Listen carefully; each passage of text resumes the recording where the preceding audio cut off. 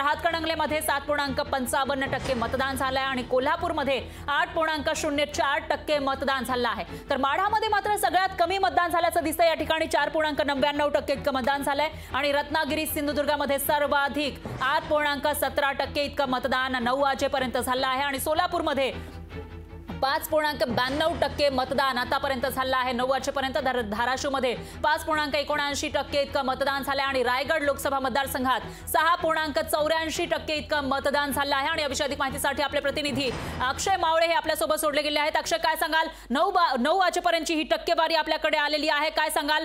याचा जर आपण तुलना केली तर यावरून काय काय वैशिष्ट्य समोर येत आहेत या टक्केवारीची? नक्कीच फरा, आज तिसऱ्या टप्प्यातील मतदान पार पडत आहे आणि पहिल्या 9 वाजेपर्यंतची जी मतदानाची टक्केवारी आहे ती पुढे आली आहे। आपण जर बघितलं तर राज्यात 6.64% हे मतदान झालं आहे। बऱ्याच ठिकाणी उन्हाचा देखील प्रकोप आपल्याला बघायला मिळत आहे। बऱ्याच ठिकाणी लोक हे अजूनही घराबाहेर पडलेली नाही आहे आणि ज्या ठिकाणी हे मतदान होत आहे तिथे बऱ्याच ठिकाणी आपण जर बघितलं तर सांगलीमध्ये देखील 5.81% मतदान झालेलं आहे।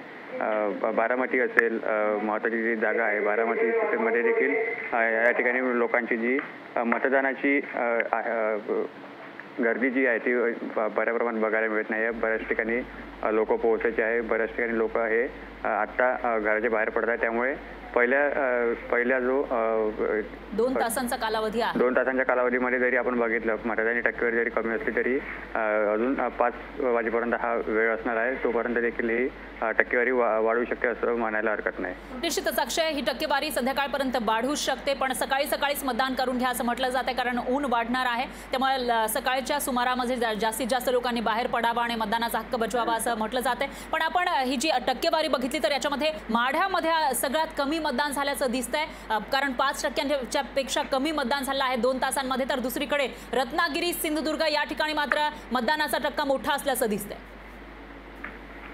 नक्कीच सर, आपण जर बघितलं तर बऱ्याच ठिकाणी लोक हे अजूनही बाहेर पडलेली नाही आहे। त्या बऱ्याच ठिकाणी मतदानाची टक्केवारी वाढावी म्हणून जनजागृती देखील केली आहे। बऱ्याच ठिकाणी उमेदवारांकडून देखील सांगण्यात आलं आहे, त्या जिल्ह्याचे जे कलेक्टर होते त्यांनी देखील सांगितलं आहे, त्यांनी आवाहन देखील लोकांना केलं आहे। मात्र लोक आता हे 12 वाजेपर्यंत तरी टक्केवारी वाढतील अशी अपेक्षा या ठिकाणी व्यक्त केली जात आहे।